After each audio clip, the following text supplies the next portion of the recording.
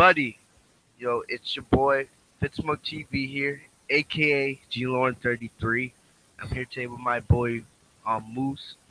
Moose, you want to go first with your introduction? Listen, man, I go by the name Moose. My real name is Anthony. Been a fan of the wrestling business for a long time now, since the age of 2. Been looking forward to this my whole life, man. Yeah. Right now you guys know who I am. Because this is on my channel. But before that, this is only a one night thing. Hopefully, um, this is the first, I guess, the first episode or review of the Legit Shoot podcast. It is going to be a wrestling podcast that me and my boy Moose um, will be doing together. You can expect about 3 podcasts a week. We'll be doing Monday Night Raw, SmackDown Live, um, and a weekly podcast every single week, and then Of course. most likely a fourth podcast on days that we have pay per views. We might do NXT, but it's going to depend on our schedules. Mm-hmm. Um, but for right now, we're going to stick to 3 and then 4 podcasts a week if we have pay per views. But yeah, that's Moods on Facebook. Um, I'll have the link to our YouTube channel, which will probably be broadcasting and reviewing SmackDown Live tomorrow night. And we'll have our first um, real podcast where we do predictions, fantasy booking, rumors, and all that other good stuff sometime later this week. That is to be announced. I'll also have our links to our social medias, our Twitters, our Instagrams, as we will be trying to make this as big as possible. And we hope you guys are entertained and you guys also get some good insight on what's going on in the WWE world at the moment. So without wasting any more time, what you can expect is at the beginning of every episode, we're gonna have something called a hot take. It's gonna be where me and Anthony will take time and we'll give our thoughts on something that's going on in wrestling. I'm gonna let Anthony go first, and then I'll go. So Anthony, take it away. Got you, Fitz. Listen, man, I'm getting sick and tired of the mistreatment and unfair booking that, if you ask me, the best team in the world has been receiving lately. That team is the Revival. Those of you who know the Revival know what they're capable of if you watch NXT back in 2016 and 15. They put up what most say was a match of the year last year, which was a 2 out of 3 falls match with, I believe it was DIY, Ciampa and Gargano. People automatically assumed that once they got to the main roster, hopefully they were going to go to SmackDown, because it's more fair treatment over there. But that wasn't the case. They went to Monday Night Raw, a 3-hour show, which drags most of the damn time, and you would figure that they would have time for them. Since on the main roster, starting last year, the Revival have yet to have one opportunity at the gold. Recently, on this Raw episode, I was hoping they could get a little shine, but instead they were just thrown in a was probably a last-minute tag team match with Titus Worldwide. Are you kidding me? The Revival, the best team in the world. If you ask me, the only reason why the Usos are the best team in the world right now is because the Revival have been treated like absolute garbage. Absolute garbage. This is just not fair. The Revival, you know what? Maybe they fit like the older audience because maybe they're not high flying and oh my god moments, but they are just good technicians. They're just brilliant in the ring, and the fact that they're getting treated this way is just beyond me. You have teams like Titus Worldwide getting opportunities after opportunity, even getting 2 upset victories over the Bar. What's up with that? Is that's what the crowd wants to see? The crowd knows what the Revival are made of, honestly. Think about it. And New Japan Pro Wrestling and ROH, they're chanting the F word, Revival. The Revival is getting recognition elsewhere. So if I were them, this is what I would do. I would just simply ask for my release, go elsewhere, because I know that they will get treated better. The booking is horrible. I'm sick of it. And it's like even if they go to SmackDown Live, who's in charge of the booking there? Road Dogg. What has he been doing with the tag team division? Usos and New Day. How many times already? It's getting tiring. I'm tired of this. The Revival deserve better. Alrighty, so there Anthony's hot take. For my hot take, I'm gonna go and we're gonna go shift from the tag team division to the Raw Women's division. If you guys know, you guys know me and Anthony. Well, if you guys didn't know, me and Anthony are big, huge Sasha Banks fans. Um, even though we love her, but we try not to be biased towards her. We try to stay objective. And we know, and if you guys have been watching, they've been building towards Sasha versus Bailey, and we were hoping that would happen at Mania. Unfortunately, we found out tonight it's confirmed Sasha and Bailey will be in the Women's Battle Royal, which I could care less about. Um, over guess what? Nia Jax versus Alexa Bliss. Not, I'll say like Nia Jax will be facing Alexa Bliss for the Raw Women's Championship at Mania. That match should not be on the main card. It is pre-show garbage. All right, pre-show. It's gonna be a squat.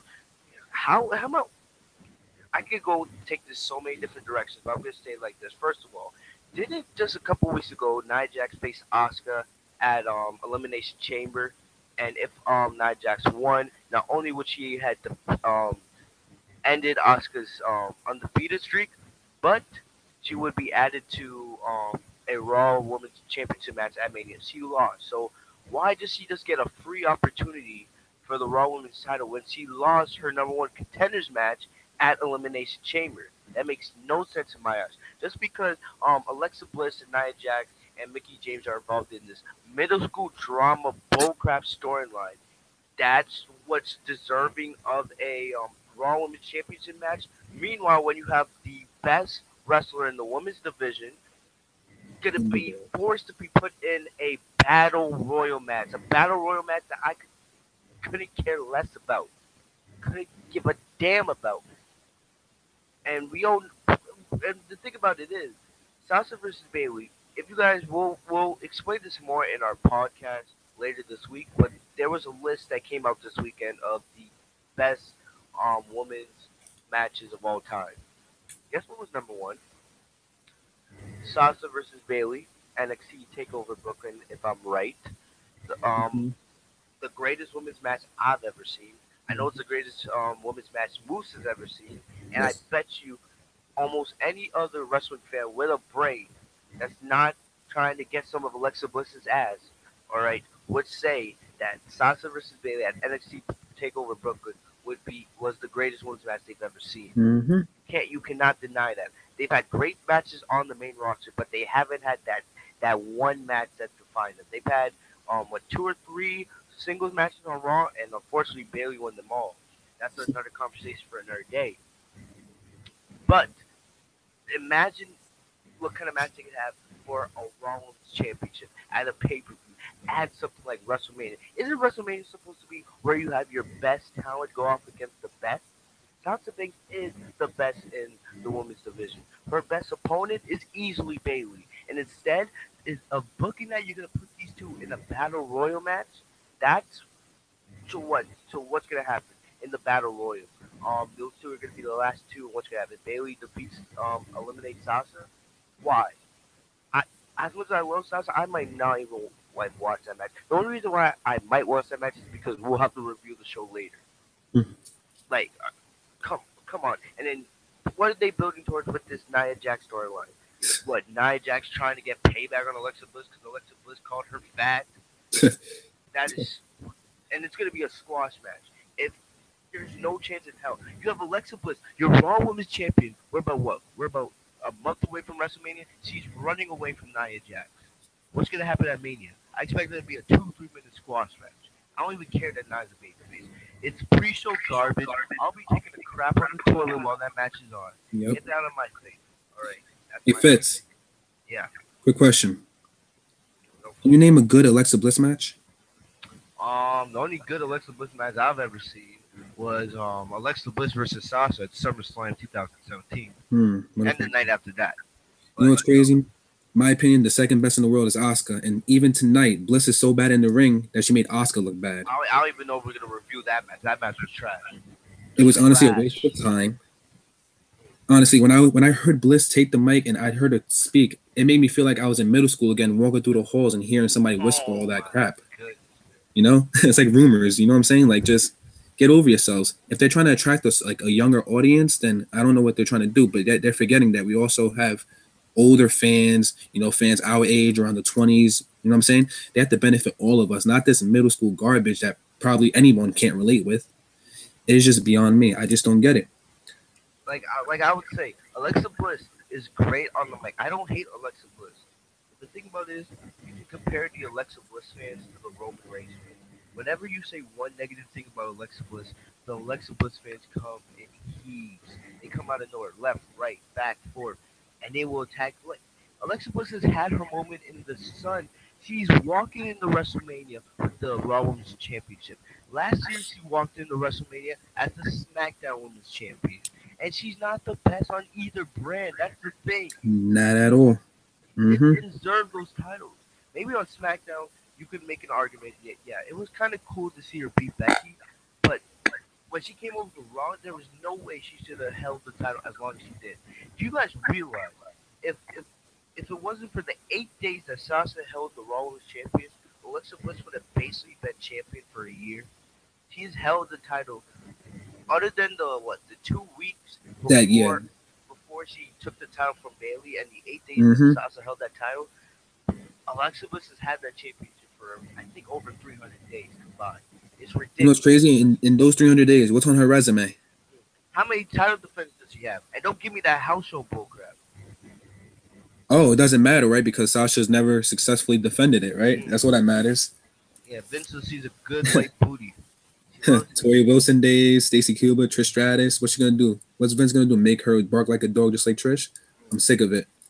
Matter of fact, if you ask me, the Bliss Oscar segment and match was the biggest low point in the show. And the fact that WWE was actually considering having Bliss versus Oscar at Mania. Thank the Lord that we're getting Charlotte versus Oscar. Even though Charlotte's a whole different problem in her own right, I'd rather see that way more than Alexa Bliss versus Oscar. But I mean, you know me, I'm not the biggest fan of Charlotte, but that's a story for another day. I mean, the last name does play a big role in it. But anyway, let's get to the opening segment. yep, I'm Uh, about to transition to that. So basically, that's all we're gonna talk about the woman today. Honestly, I don't think Ronda Rousey was on the show tonight. and No, she was advertised. she was advertised. Yes, that's the second straight week she was advertised. Because I remember last week she was advertised for the show. She didn't show up. What WWE did is that they gave everybody in the crowd Snicker bars.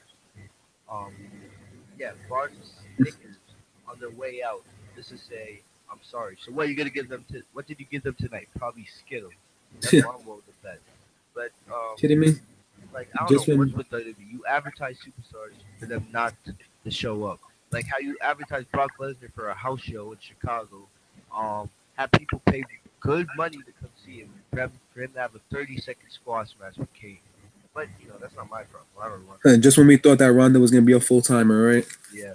But We get to anyway, jump to that's conclusions. about all we're gonna say about the woman. But we're gonna get into more of the main stuff.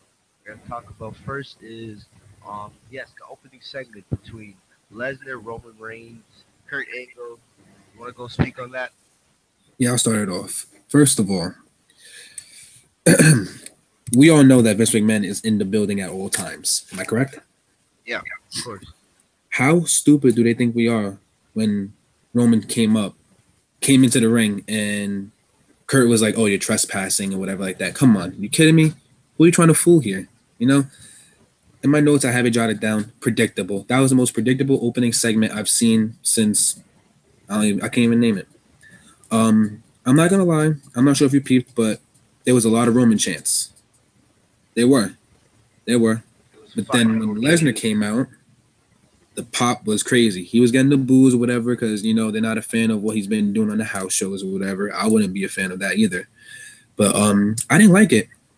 Lesnar is a dominant force in WWE, probably one of the biggest dominant forces in WWE history, and he looked like a coward today. He had Miz tactics today. I didn't Yep. buy into it one bit. Yep. Old Lesnar would have came out straight up, bare hands, and just caused carnage and left. But he waited for Roman to be handcuffed. I mean, That was weak. that was weak. Lesnar never looks weak. Why start now? Um, I'm pretty sure most of the audience loved the beating that Lesnar gave to Roman because the "You Deserve It" chants popped up, and usually the "You Deserve It" chants popped up after a good win, a title victory. But Roman got his ass handed to him, and that was the chance that he received. Not sure what he was expected, but hopefully that's just an eye opener for Vince that no matter what you do, the crowd will always boo this guy. If today wasn't the icing on the cake to make Vince realize that, I don't know what will. Wait till Mania. And say that again. Wait till Mania. I'm gonna get booed again. I'm used to it. Um, and I'm surprised Vince even allowed the ambulance to be in the scene because we all know what happened the last time Roman was in the ambulance. It got a guy named Braun Strowman over. So if they're trying to build Roman Reigns, they can't make him look like this. I mean, he's supposed to be the big dog and this is his yard. I mean, come on, realistically, if you beat up U.S. Marshals, you'll be literally locked up right now. They got to just be a little bit more smart with what decisions they make and what type of crowd they're trying to persuade to believe that Roman is the top guy. But if you ask me, the segment start off Raw, low point. Low point. I didn't like it at all. Too predictable. Roman's script, Roman's promo seems scripted off the rip. None of it came from him. I could tell. At least I don't want to bring her up again, but at least when Bliss talks or somebody like Miz, you could tell it's actually them talking. Even if it is scripted, you could tell like it's who they are, not just being handed to them. You get what I'm saying? Yeah, yeah. Yeah, that's my take on the opening segment. Well, you guys will get used because I hate Roman Reigns. I'm a huge Roman Reigns hater.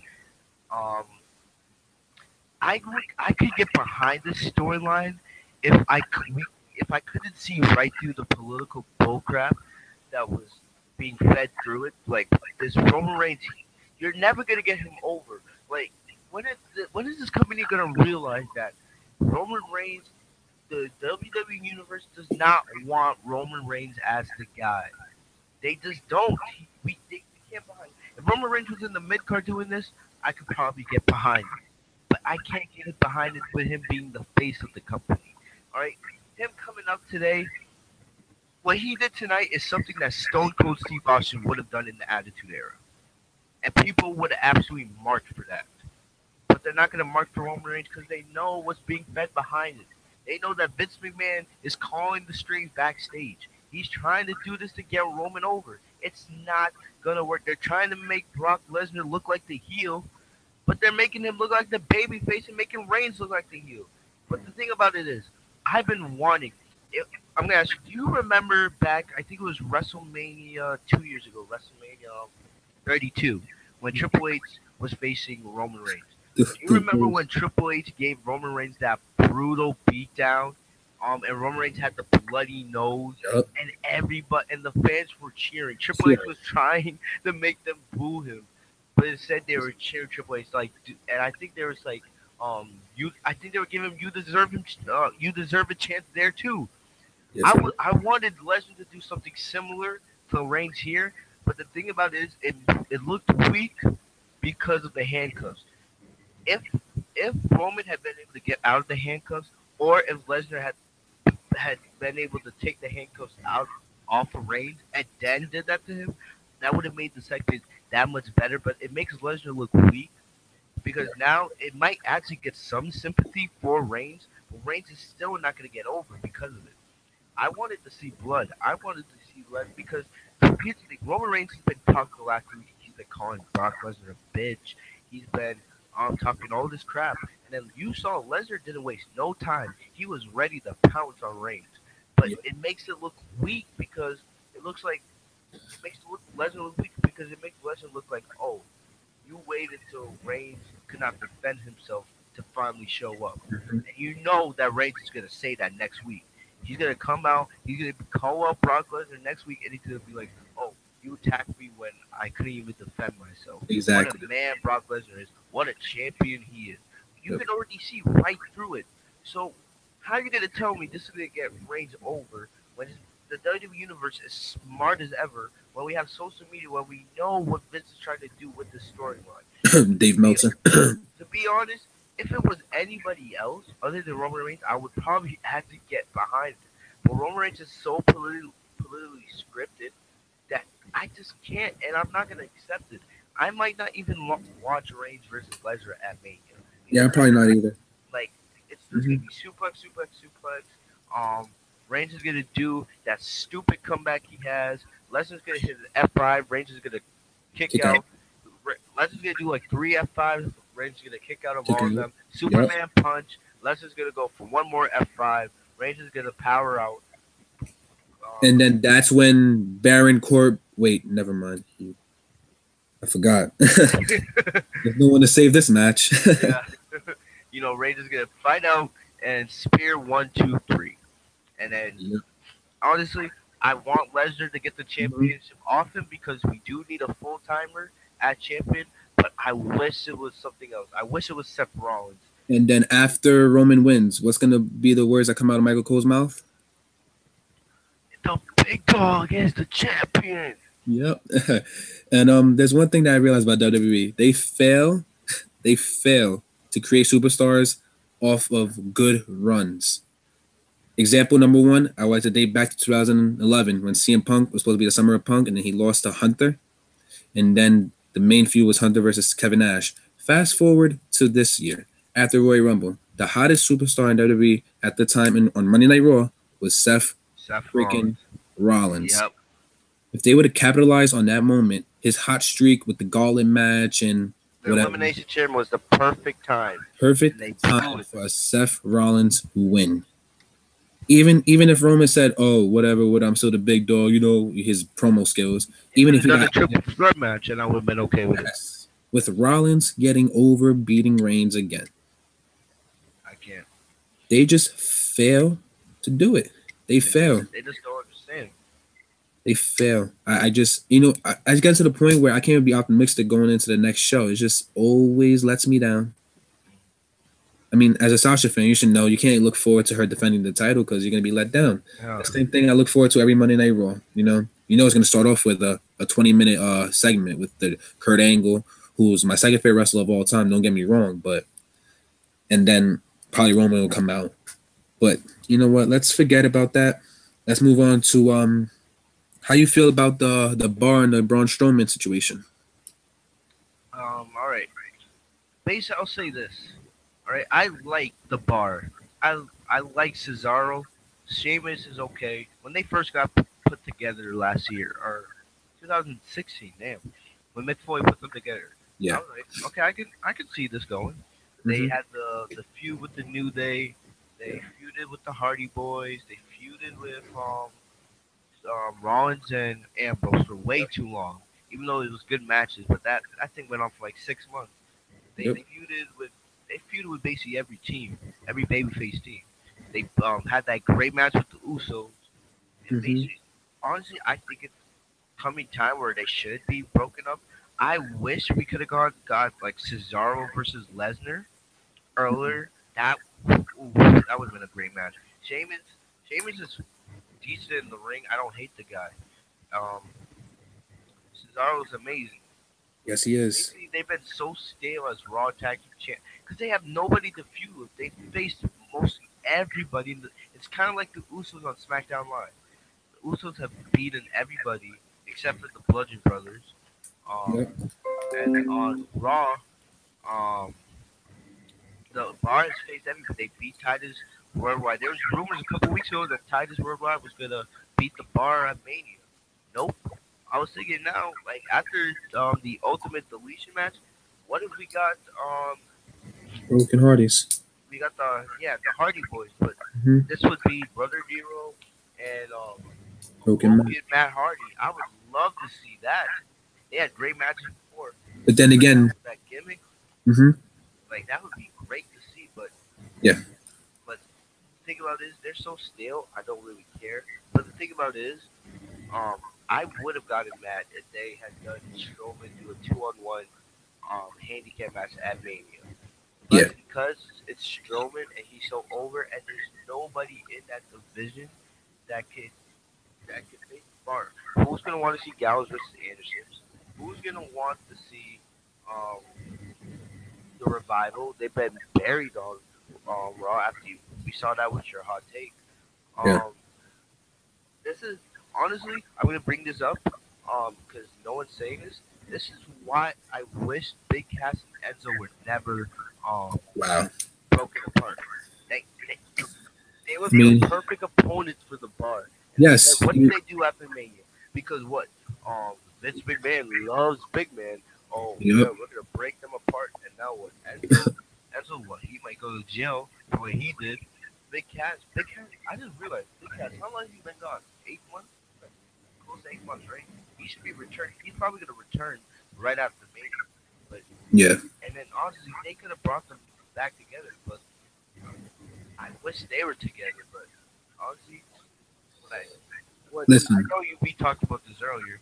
You wanted Elias to team with Strowman. yes, I do. I don't have any problem with that. Elias has been great. He deserves to have a good role at Mania. To be honest, I don't I don't really care who Strowman teams with, Yeah. right? Because either way, Strowman, if he goes in there with a pillowcase against the bar, he's gonna walk out with them tag team titles, Too right? over, man.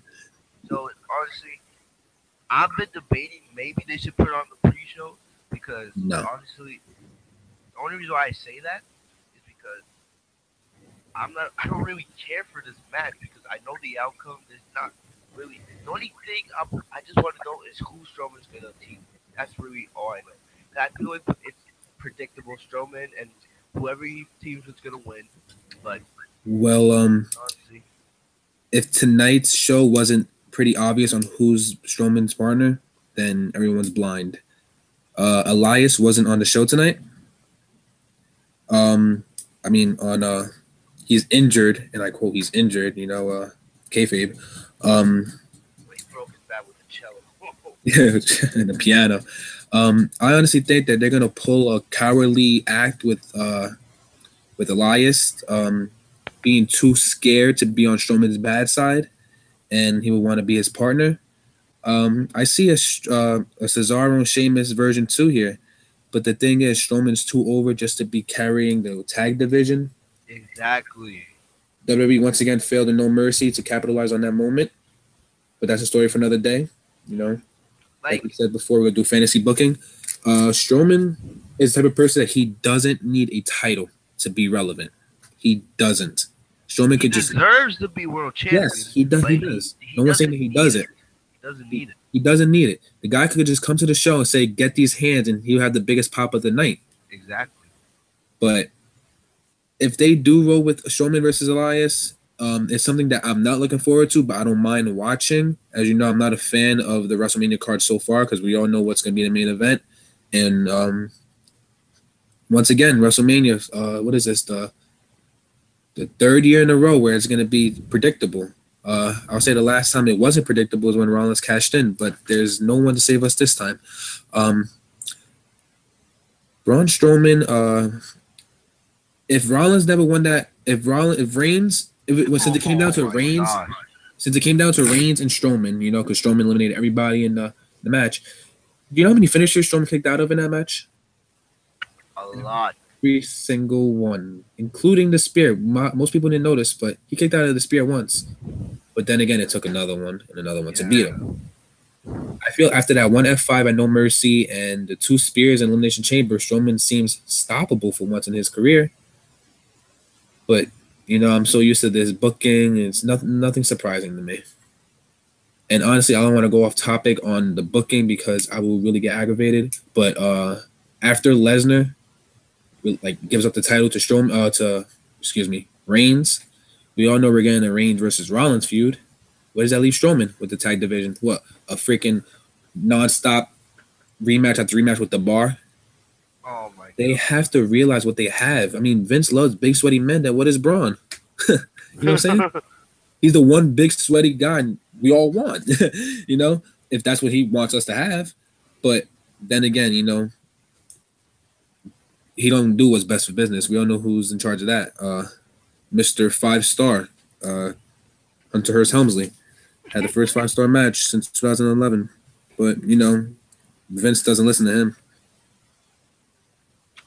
Well, what I would say on that is basically, um, the thing is, as I said, I don't really care. But like, what I'm worried about is what's after Mania. I expect the Bar and the Usos to trade brands during the shakeup, and we'll talk about that more when we do our shakeup predictions in our Yeah. in our podcast in a couple days. But think about it: is how you gonna beat Strowman and most likely Elias? What you got to do, you're gonna basically have to have a Strowman injured or take him Yeah. out somehow, and then have to pin Elias because you're not gonna be able to pin Strowman. And then, so that's my thoughts on that. And basically, I would just say one side note. Well, when you were talking about the whole Roman Reigns being the main event, this is an interesting fact that could become WWE history if it happens. The only person in WWE history to main event 4 WrestleManias in a row.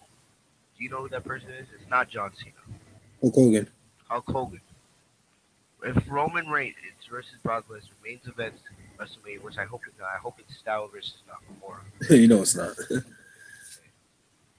But if it is, that would be Roman Reigns' fourth straight WrestleMania main event. Just think about that. So 4 years of main eventing WrestleManias and how bad these WrestleManias have been.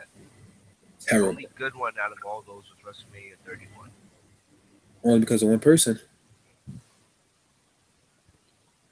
But anyway, that was just a side note. And there's one more thing I want to bring up real quick. All right. Tonight made me realize how much I missed the cruiserweights on Monday Night Raw. Oh, facts. Without the cruiserweights, the show still is 3 hours, and it made me realize how much of a drag it is. It is. You know, I'm a fan of the high flying action. You know, I've been watching 205 Live ever since Hunter took over and everything. I like the fact that the cruiserweights have their own show, that they're not being advertised or promoted on Raw or whatever. The fact that they have 205 Live as their own brand. But if that's the case, if that's one whole division away from Raw, why not just take a whole hour if that was what they took up? You get me? I feel you. I feel like I had to just mention that real quick. One quick note on the cruiserweights. To be honest, I don't hate them. You know, it was just hard because WWE doesn't know how to book the cruiserweights. That's why I love Neville as champion so much. Yes, I did. I love them too. And I miss that man so much. And I wish I wish that they never gave the title to Enzo because Neville would still be here.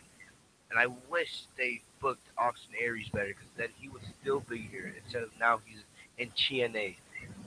Winning every title. But for the cruiserweights to get over, what I would do, just put them on NXT.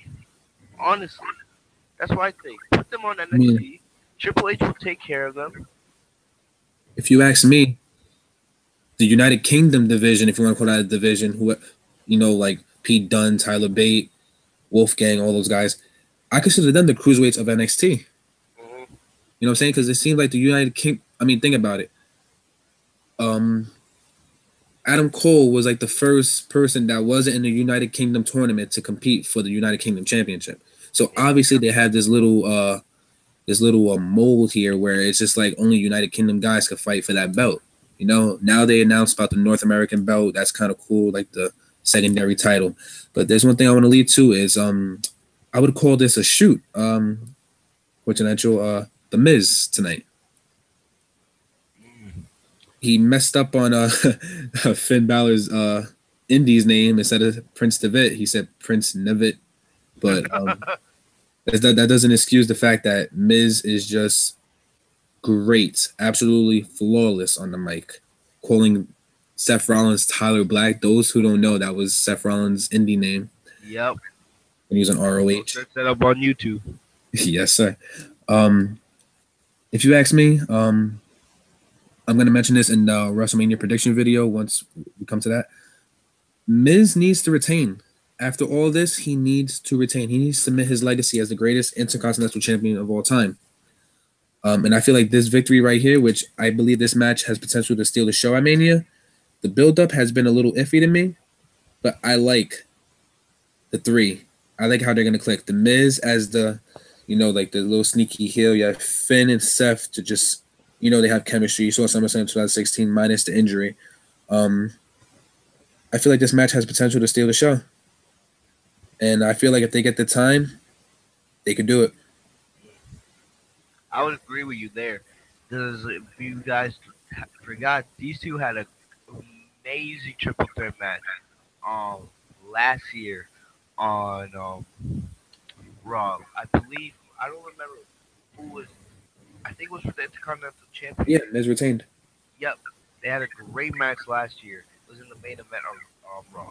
Imagine what they're gonna do at WrestleMania. There's been rumors going around that they were gonna make this a Fatal Four Way or Fatal Five Way, like add Matt Hardy or add Elias. I don't think they're gonna do that, especially since it's been 2 3 weeks since Finn and Seth were declared the number one contenders. Like, Hmm. why would you add more people now? Just it wouldn't make sense, especially with all the work like the Miz has put in the building this match up. Especially since he's planning to have his daughter is probably going to be born just around that time, because Miz is due like I believe 2 days before Mania, if I'm right. Yep. So I expect that match to be one of the better matches on that card, because you said it best. Finn and Seth have great chemistry. Miz is casually heel. If I just hope it doesn't come down to like the Miz Rod doing something stupid, No. and then Miz this Oh, like I can't. don't turn this to It's battle like the same warfare. with like Ginger Mahal. Like when we get the SmackDown Live reviews, I might end up ranting about Jinder Mahal because I I'd hate rather, the way he's booked. I'd And rather not talk about that at all, even during the exactly SmackDown like video. but like the Miz, like he's great on the mic as you said. He's Yeah. doing his working so hard, and it's funny because if you follow the Miz on Twitter and Instagram, he posts these funny videos of how he's not advertised Hmm. on any of the on the planners or the billboards for any of these live events. And you can and it works so well that he brings like real life issues into his character and it makes the show so much more enjoyable. Even though in the ring he uses them heel tactics that can get so annoying, he's so great on the mic. It makes up for that lack of ability that he has in the ring. I expect this match to steal the show at Mania. Will it be the best match on the card? I don't think so, but it'll definitely be up there at least the top five in my opinion. So that's basically what I would say on that. Yeah, I could agree with that. I believe they need about 15 minutes to just do that. Yeah, it's gonna be interesting because I don't know since right now it looks like this card's gonna have 14, 15 matches. I expect like 4 pre-show matches. Like pre-show, I believe it's like what 2 3 hours long this year.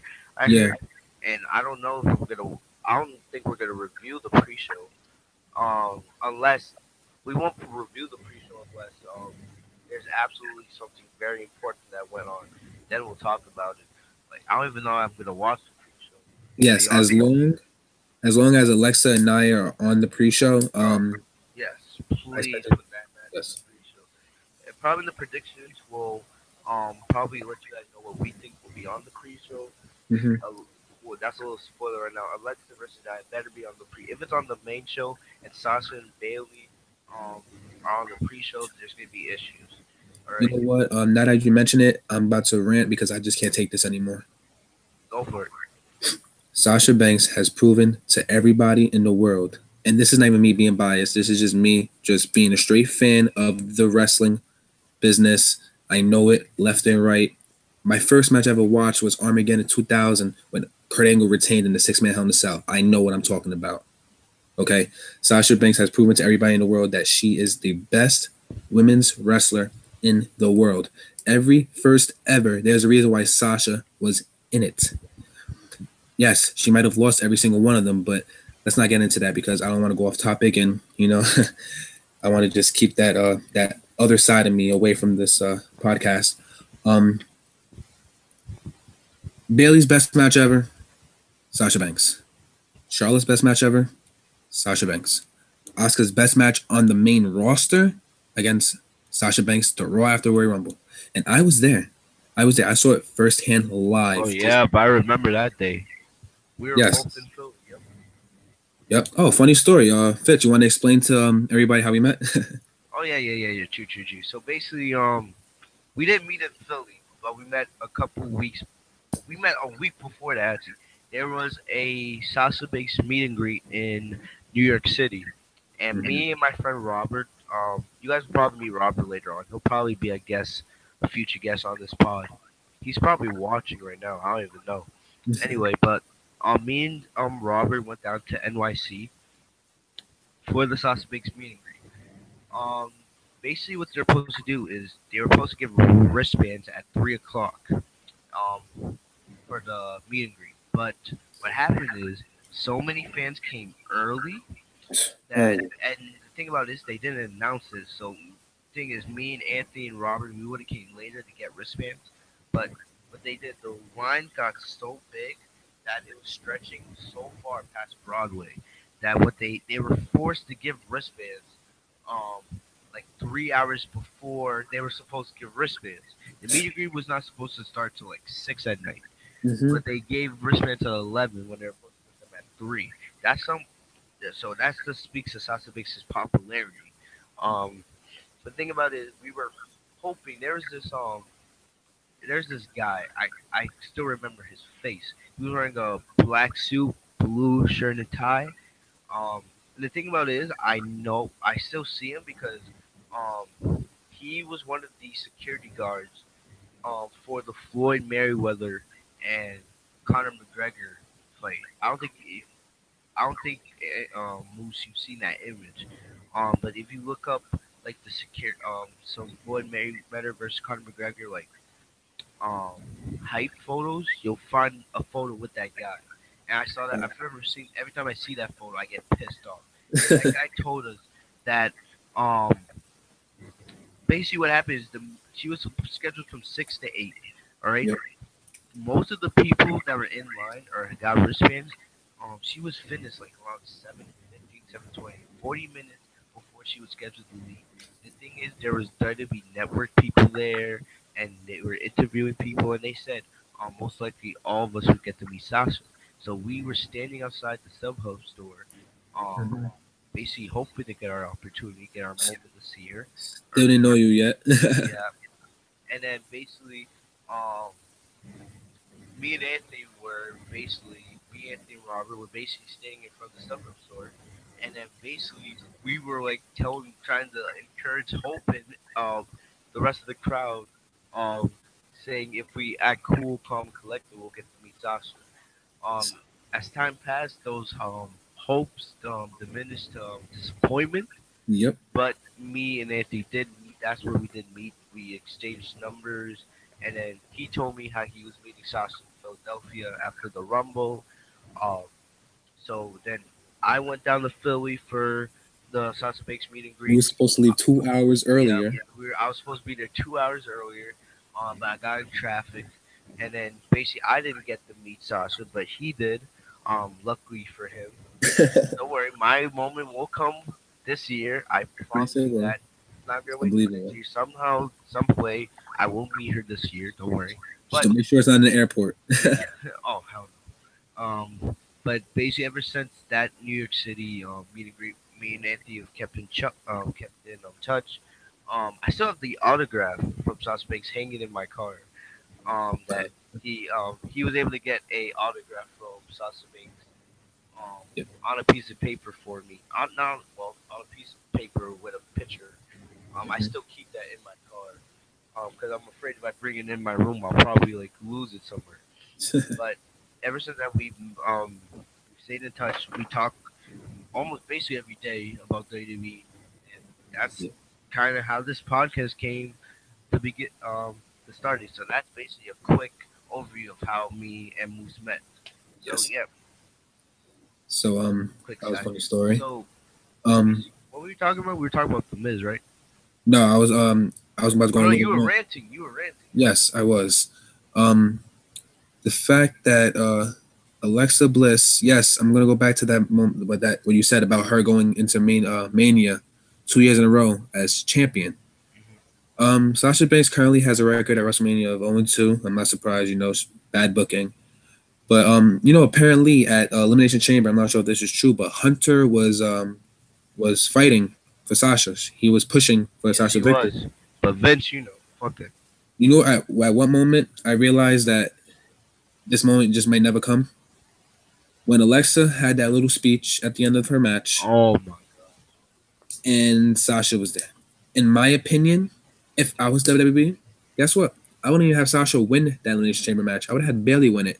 And that little segment that Alexa had after, you replace that with Bailey, you have a 5-star match in the making at WrestleMania. You have Sasha attack Bailey after that little segment, or you could do it. Just believe in your dream speech, and then there you have it. The NXT 2015 192-day reign. Sasha Banks back, but no, we didn't get that. We'll probably never get it. As you know, rumors are spreading that we're gonna get a Bailey heel turn. Because she just partnered up with Elias and MSG. But does Vince really listen to what the crowd wants? I mean, does he? I don't know. Maybe maybe it's just me. Am I the only one that's not buying this? That's not buying the fact that even if Sasha goes to SmackDown, Vince still makes the decisions for SmackDown.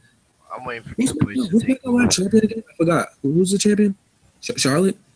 Well, Charlotte, right? it's gonna be Oscar in a couple of Oh, weeks. of course, I can wait for that. But oh yeah, Charlotte, another person who hasn't had a good match with anybody besides Sasha. But then again, she's the best female wrestler of all time, right? Because she has Flair as a last name. Woo, yeah, too whippy do, right?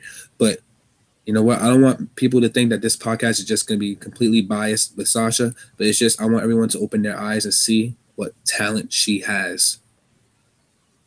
Yes, yes, she she got it. She got everything. Yes, she's not the best on the mic. She's not. Okay, I'll admit that. She has to work on the She's mic decent. skills. She's decent. She's good enough. She just passes the okay, you could pass limit. She's better than that robot Charlotte. I am the I queen. am I am the queen. All you have to bow down to me. Woohoo! She legit Like screams as she speaks. I don't get it. I yes, I am the best woman in this division. You need to shut your mouth. Yeah, it gets annoying, man. Like I just don't get it. What more does she have to prove? There was a reason why she was the first entrant in the Royal Rumble. There was a reason why she was in the first Elimination Chamber. There was a reason why she was in the first Hell in a Cell. There was a reason why she was on the first Iron Man. There was a reason why. Well, people say Melina versus Mickey James 2007 was the first false count anywhere, but if you ask me, that match was what irrelevant. Come on, I just you know what? I'm gonna just save it the rest for that podcast where we talk about the top 10 women matches of all time. But what's your take on the Woken one? Oh well. All right. Uh. Oh, man. I'm not gonna lie. I enjoyed it. I love Matt Hardy. I love what he's been doing with this Woken gimmick. I just feel like it felt underwhelming. I wanted them to say something like this for Mania, because I feel like that is where this he's been this whole the Great War. They've been feuding for a good 3-4 months. Too long. And basically, I never I thought they were never gonna end this feud, to be honest. And then they just come out of nowhere and have this ultimate deletion match. All right, it wasn't bad. It was better than the House of Horrors match that they did with Orton and Wyatt last year. That was absolutely terrible. That's erased from my memory. And yeah, and then we got Brother Nero coming out of nowhere, making that 5 second cameo. No, he got all them that makeup and all that just for 5 seconds. All right. But you know, it makes me think they could have done so much more. If you seen the deletion match that Matt and Jeff had, I believe at TNA, I believe Yes. that was so much better than this match. Even though this match was good, it was decent. I felt like it just felt underwhelming to me in a way. I feel like they could have done more, and it makes me think of what they're gonna do now with Matt Hardy. Because unless they plan, I could see them reforming the Hardy Boys, putting Nero, brother Nero, Mm-hmm. and Awoken Matt. I would love to see them against like the Usos and some other teams, Yeah. because I know that most likely those teams are going to be coming to Raw after the shakeup. But but if they don't decide to do that, because I know Vince wants to put Jeff in a singles role, um, I would really like to see Jeff as Intercontinental Champion. Oh yeah, Um, of course. Mm-hmm. but anyway, where do you go with Matt from here? Like what, who is he gonna feud with? Does he feud with Elias? Maybe potentially. I don't know. There's a lot of there's a Just lot of maybe he feels feud with guys with beards, huh? yeah. You were talking about how you want the Miz to win. If the Miz wins at Mania, I would kind of like to see a Woken Matt against the Miz. That would be a cool thing. But other than that, I don't know where you go. Maybe you send. Maybe they send Matt. Um, I could see Matt going to SmackDown. Hmm. He would have a bunch of new opponents over there. Um, I just felt like I don't know, like Bray Wyatt was the perfect opponent for this gimmick for Matt Hardy, and it just felt underwhelming. The first couple weeks, like the promos were so good, but then it just dragged on as the months went by. The matches were very generic, very Yeah. stale, nothing special. Um, but I'm not gonna give up on this gimmick yet. I love it. I just don't know where they go with it from here. See, this is where you and I disagree. You're not gonna like my take on this. I'm gonna keep it short and simple. I am not a fan of the Woken Matt gimmick, and I'm gonna tell you why. You ever go on Snapchat and you see like a story, iPhone quality, and it's nice, and then you look at an Android story and it's all like blurry and fake in a way. Yeah. Woken Matt Hardy is the Android. Broken Matt Hardy with a B, broken is the iPhone quality. Okay, that is the real one. This Woken thing, I don't like it. I can't take it serious. It's just like a replica of what the original really is. Um, it felt good to see Matt, do a promo without his 20 minutes of ha ha ha laughter. Yes, it felt good. It felt different. Um, Bray Wyatt, haven't been a fan of his booking ever since he lost the title at Mania. Brother Nero probably would have had more cameo, but he got pulled over for that DWI, whatever it was. Um, Honestly, while this match was going on, I wasn't paying attention to it. Good thing I just peeped the Brother Nero cameo for like the good 5 seconds he was on there. But I am not a fan of this gimmick. I could care less what happens with it after Mania. If he loses, even if he's on the show, I wouldn't care. And for my friend Marcel, who's probably gonna be on the show a couple of episodes away, he is a fan of this. He's not gonna like this take, but that's a debate for another day. Um, yeah, I just feel like it's just stale. I mean, it's just fake. It's a replica of what the original is. I mean, you said it yourself. The one in TNA was good. It was great, right? It was better than what this one was. Um, I just can't take it serious. And Matt has all the creative rights to the broken gimmick. I don't know why he's still woken. Uh, I I didn't care for it. I knew it was gonna be the last thing on the show because Rousey didn't show up, but she was advertised for every appearance on Raw leading up to Mania. Um, I didn't like it. People might like it. They say it was pretty good.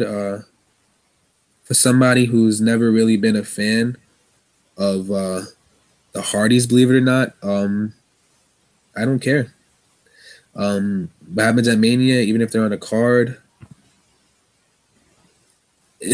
I don't care. You could put it up there with the Alexa Blisses and Nia Jaxes of the world. That it could be added to that list of matches at Mania or appearances at Mania that I just do not care for. Maybe if he turns broken and we just see a little bit of the brilliance that he had in TNA, because they signed Jeremy Borash, who's actually a big part of that broken gimmick. Um, until then, I just don't care.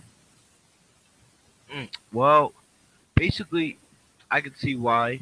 To be honest, the only reason why I don't see him going broken is because Vince has a thing against things that were not No, he's not his WWE. creation. Yeah, Yep. that's the reason why. I That's can exactly why AJ Styles and Nakamura are not going to be the main event. exactly as good as a match is that going to be, it's not going to be the main event because it's not Vince's creation. So Vince, yeah, Matt does have all the rights to his gimmick, but he still has to do it under the WWE formula because it was Yes, Vince's. I understand that, but there's one thing I don't understand. How many months have they been going to these trials and these cases where TNA was fighting for their rights? How long? How many months was that? Nearly half a year, That right? was like half a year, yeah. You mean to tell me that they were fighting for half a year for the broken gimmick just to get a woken gimmick? Are you I kidding me? I wish it was broken. To be What's honest. gonna is he gonna be named Brother Nero or Brother Jiro? Like, is that gonna be fake too? Oh, that probably will change his name. It's probably not going to be Brother Nero. And But everyone that knows Nero's literally Jeff Hardy's middle name. Like, what are you gonna do? Change his middle name? Come on, Vince. Wake up, man. It's time for him to be woken instead of Matt. mm, basically, yeah, that's our thoughts on Brother Nero. We have but basically one more thing we need to talk about before we get out of here. We need to talk about John Cena and Undertaker. I saved that for last. Yeah, perfectly. I'll, well, before that, I'll say this. I was checking on my phone while you were talking about the Sasha Banks situation. Basically, I've already seen a negative for next week's show. All right. One thing that you see a lot of podcasters like us talk about is that basically one thing we want to see is we want something to tune in for next week. We want something that's going to make us want to turn on our TVs. What I just found out is not going to make me want to turn on my TV next week. It's going to make me want to turn off my TV and play Fortnite. Um, Next week, John Cena is going to go one on one with Kane. Uh, get Those who don't know who Kane is, that's Glenn Jacobs running for mayor in Knoxville, Tennessee. Why was Kane? Didn't Braun Strowman destroy Kane? Isn't Yeah. Kane supposed to be off TV running for me? Why do they keep bringing him back? Like I can't stand this guy. Like if this was Kane from Attitude Era, yes, I would care. If this was Kane that had a buried alive match with Undertaker in 2010 when he wasn't wearing a mask and Paul Bearer came back and turned his back on the Undertaker, I would care. If this was Kane teaming with Daniel Bryan, I would care. I don't give a damn about a 2017, 2018 Kane that can't walk, that can't sell a F5 correctly in the ring. Why do you keep bringing him back?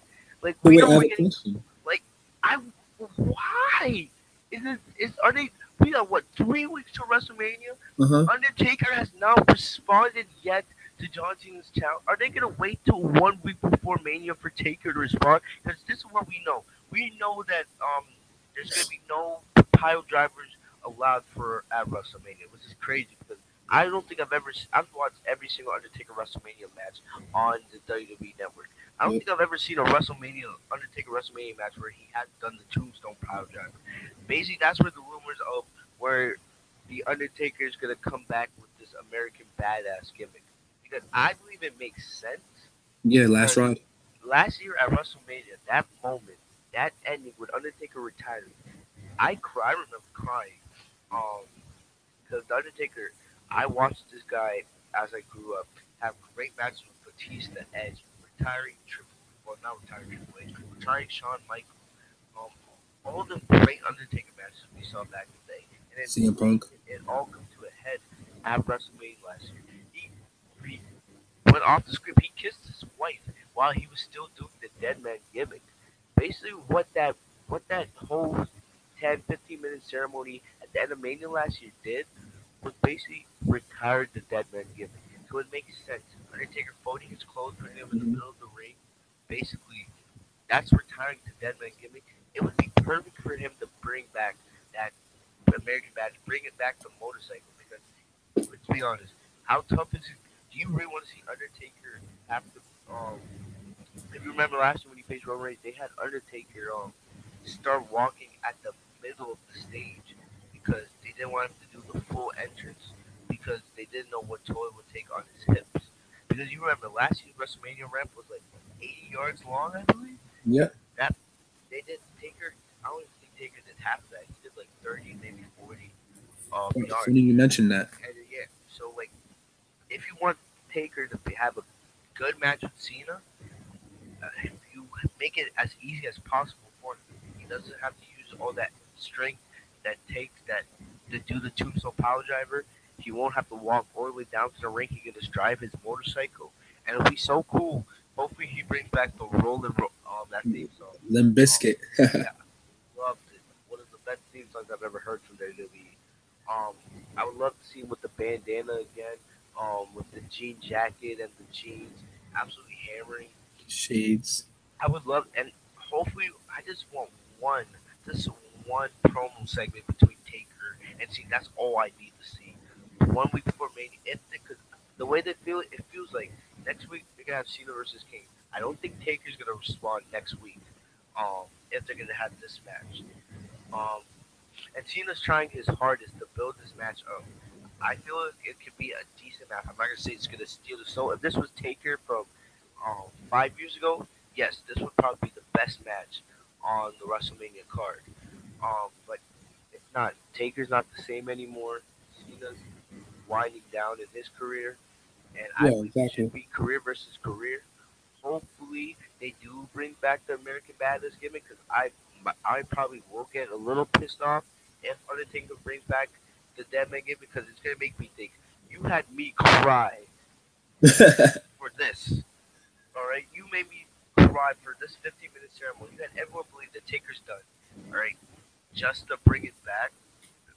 Then Yeah. you know what I'm gonna say they do? They did it for Roman. That's what you're gonna do. But that's my thoughts on that matter. Fuck Kane. um. No. Okay. What was those? What when you were describing Kane? What were you saying about 2017, 2018 Kane? 2017 versus 2018 Kane. He sucks. The only good thing about it is they redid his theme song. The guy Oh, that's can't. it. Oh. The guy can't. If if you watch his feud with Braun Strowman and Brock Lesnar, the guy Yeah. can't sell a proper F5. Oh. Okay. So he's old. He's battered. He don't got it anymore. Am I correct? Mm-hmm. Now, what's the difference between Kane and Taker? Let me know. Oh, I see. I see what you're trying to do there. But You're gonna see on Raw between Kane and Cena. Expect that at Mania between Cena and Taker. Don't have high expectations. Obviously, you're not. Because Cena. I mean, let's face it. Undertaker's not no AJ Styles. But just expect the worst, man, out of this match. I mean, yes, the buildup has been great. Cena by himself is putting the match over, even if it's not official yet. He's doing a great job with it. I feel like last week it was when he had the sip of the beer with the fan. I feel like he wasn't taking a few serious. Everyone loved that promo. I wasn't really a big fan of it because I feel like if you're calling out the dead man, you should be calling out Undertaker. My fault. You should be more serious with it. You know what I'm saying? But I like the fact that he's saying, "Oh, if I'm not facing Taker, I'm just gonna be a fan in the attendance and everything like that." Yeah, that's cool and everything. But Kane showing up tonight just stretches out what should have been done last week with Taker responding. Reminds me of a lot of feuds going on right now that has yet to have an official story behind it or official, like this match is official because of this reason. Sasha Bailey, Strowman, so let's have a partner. I mean, yeah, that WrestleMania is true. on April It 8th. You know what I'm it does saying? look like a Yes. desperate attempt for Cena to get on the card. Yes, it is. Rumors were spreading back then with Fastlane that Cena was going to win the title and it was going to be a triple threat match with him, Nakamura, and Styles. But I'm happy that didn't go through. But I feel like this was the plan from the get. That the Cena Taker thing. Cena Fact versus that, Taker, like we'll talk about this more in the prediction. If you wanted to do Cena versus Taker, the best time to do it was supposed to be WrestleMania 30 in New Orleans the first time, when Taker could still go a little bit. All you right. kidding me? That match with Lesnar was horrible. Yes, yes, it was horrible, but that was before we knew that Taker was It's as done. bad as Yeah. he was. That's what we remember because he was coming off that amazing match that he had CM Punk. with CM Punk the year before, and Taker was still added. So at that time, we didn't know Taker was as hurt as because before that, every year we heard Taker was hurt, Taker's injured, but he would still come back at Mania and still give us a great performance, right?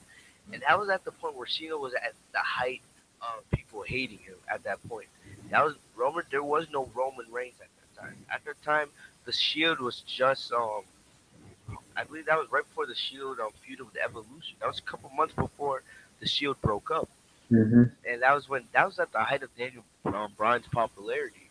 Um, Yeah. so imagine that. Imagine how.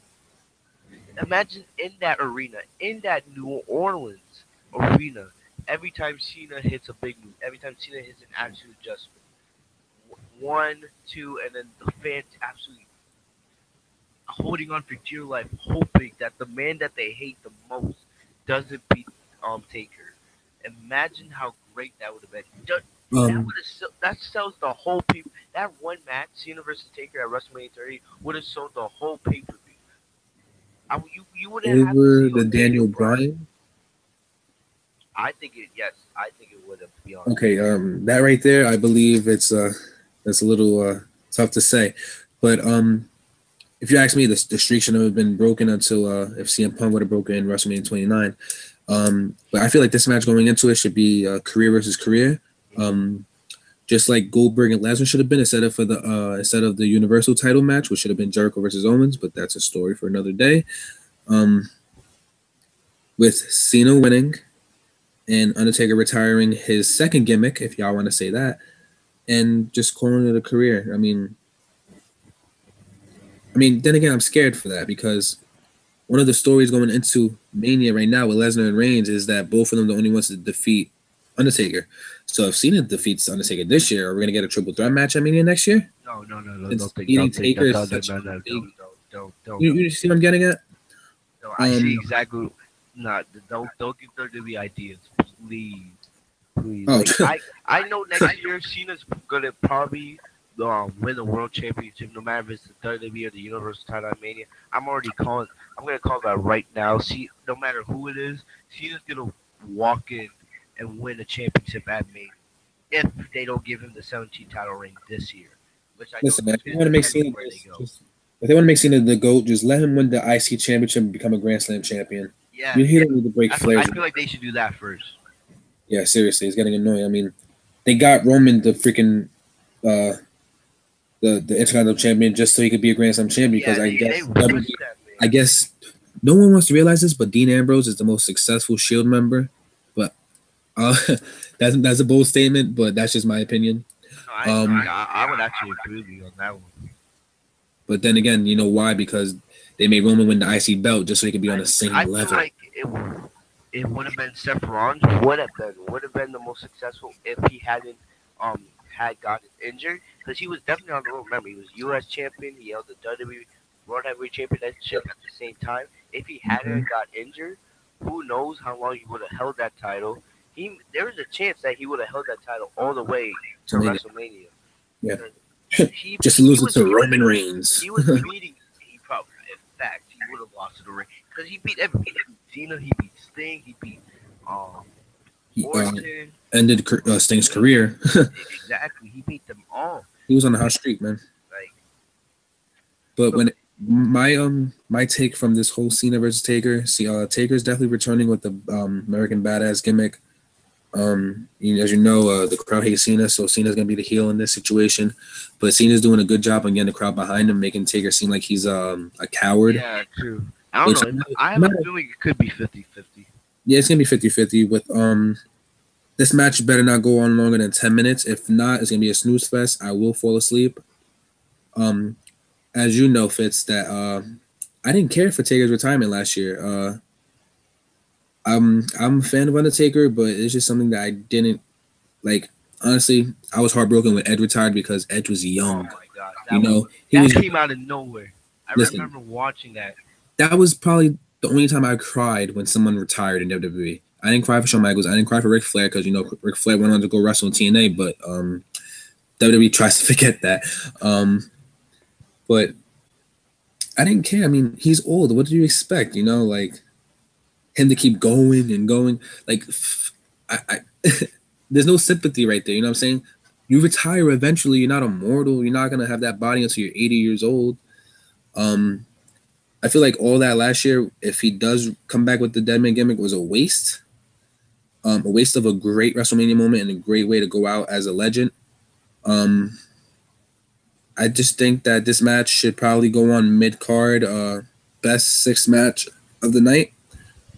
Last no longer than. Vince is gonna have it close to the main event.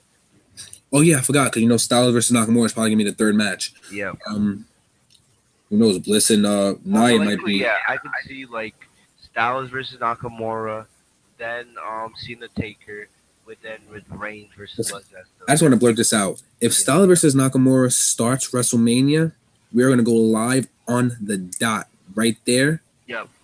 We have to say something like this. Yep. WWE has a tendency to start off with the secondary championship that's on SmackDown. Even if you win the Royal Rumble, you're not guaranteed the main event spot because Styles should be starting the show again this year. As much as I love Styles, no, it's no. At least you met him, and I didn't get to meet him yet. That was a pretty cool experience for you. Um, Listen, man, this Raw, if I had to rate it from a 1 to 5, I'll give it a 2.5. I would give it a two. There was really, as we're getting close, we're getting around the end of this review. Honestly, what was the best moment on Raw tonight? Um,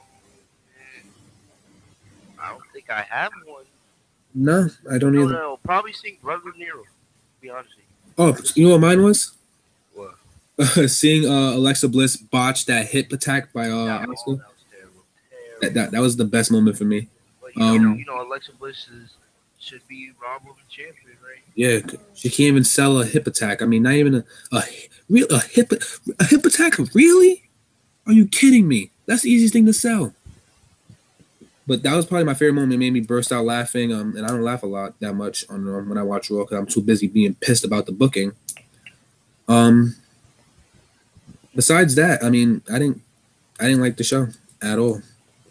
Honestly, whenever Strowman comes on my TV, I get happy to see him. But if we're gonna start this, if it's a 2-on-2 tag team match, let's just say Elias is his tag team partner, and we get Elias versus Sheamus next week. Then the week before, the Raw before Mania, we get Strowman versus Cesaro again, and then Strowman and they get the championship at WrestleMania, and then the Monday Night Raw after WrestleMania, we get a rematch with them retaining, and then next week, which is gonna be the Raw that you're attending, we get another singles match. You're not tired of that? it's oh man, how many times we saw Cesaro versus Dean Ambrose and Seth versus Sheamus? That's all the tag team division is. But besides honestly, one thing I liked about Raw also, the fact that Sasha didn't look too happy coming to the ring. I was expecting all smiles, like nothing ever happened since they have a tendency to erase everything that happened the week before. And Brother Nero, I'll say that's it. Honestly, I don't know what they're going with the Sasha versus Bayley. I can't tell who are they building to turn heel on that. We all know we want Sasha, but they're making it look like more like it could be Bailey.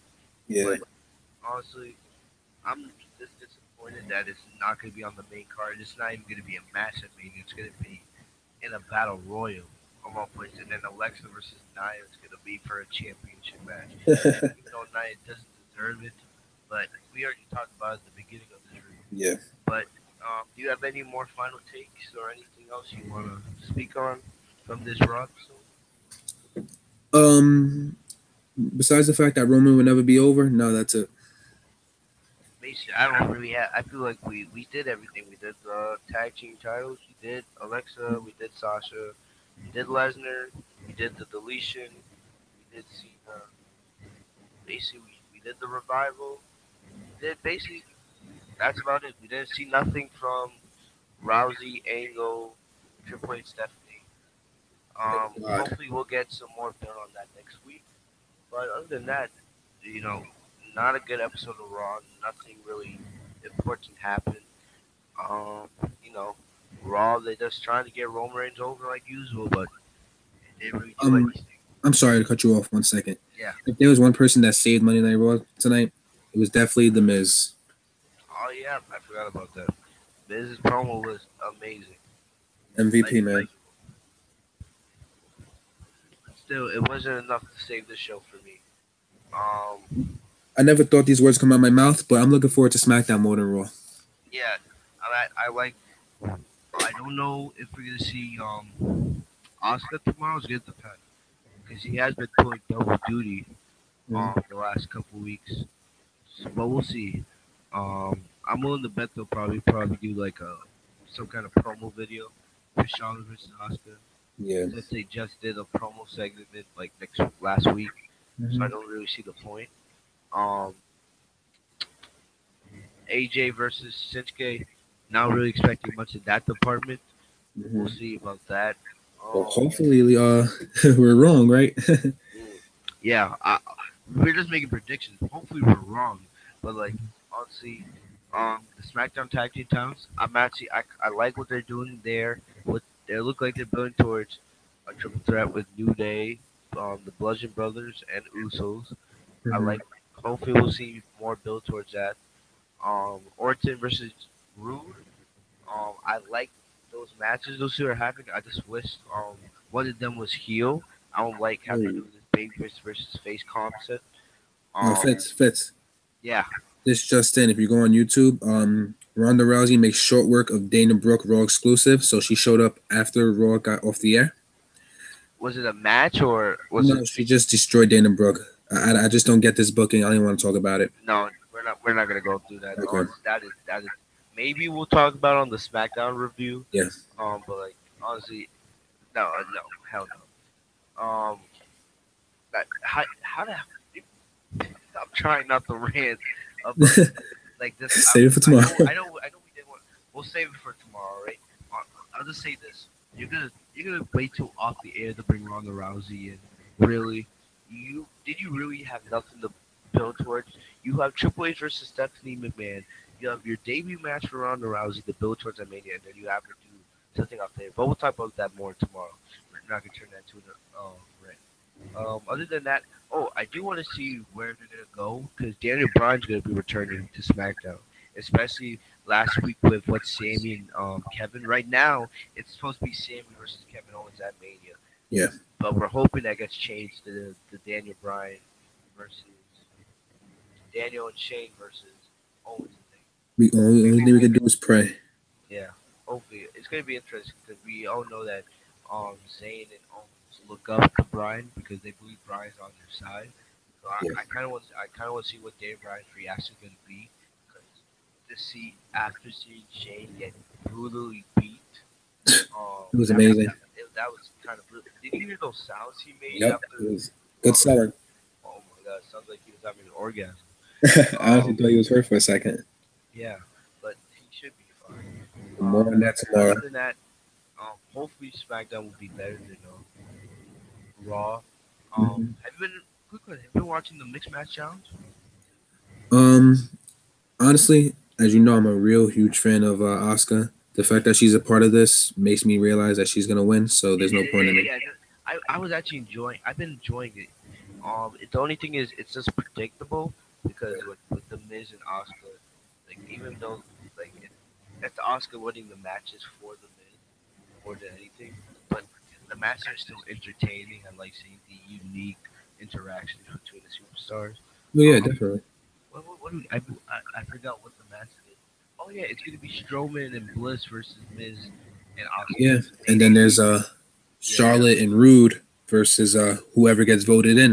it's most likely gonna be Sasha and Finn. Honestly, you know me, I love Sasha, but Yeah. there's a guy named Rusev who's on SmackDown who's I haven't forgot about that. getting a lot of votes himself. But we just saw that match last week, Yeah, so I don't know if people are gonna want to see that match again. yeah, I feel you on that. Same outcome, but we'll probably we might review that. But we'll definitely, if you guys come in through tomorrow, we'll be talking about the SmackDown Live. We'll be talking about this Ronda Rousey, Dana Brooke bullcrap that just came in. Um, so other than that, that's basically it. So basically, just to finish off, thank you guys for coming through to the first review from the Legit Suit podcast. It is on my channel for tonight, but hopefully tomorrow will be live from our permanent home on the Legit Shoot Podcast YouTube channel. Yes, Um, sir. make sure to subscribe. I'm gonna make sure to put our social media handles in the description down below. If you guys want to contact us, if you guys want to talk wrestling, all that good stuff. Thank you guys for taking some time coming to chill with us. Hope you guys enjoyed the review. Moose, you have anything else you want to say before we get out of here? No, man, that's it for me. All right, it's pretty late. We need to get some rest. We got class in the morning. Yes. But we'll see you guys tomorrow for the SmackDown review. And make sure to watch out this week for our first official podcast where we discuss a whole bunch of other stuff. But thank you guys for coming through. We are out. Have a good night. Peace.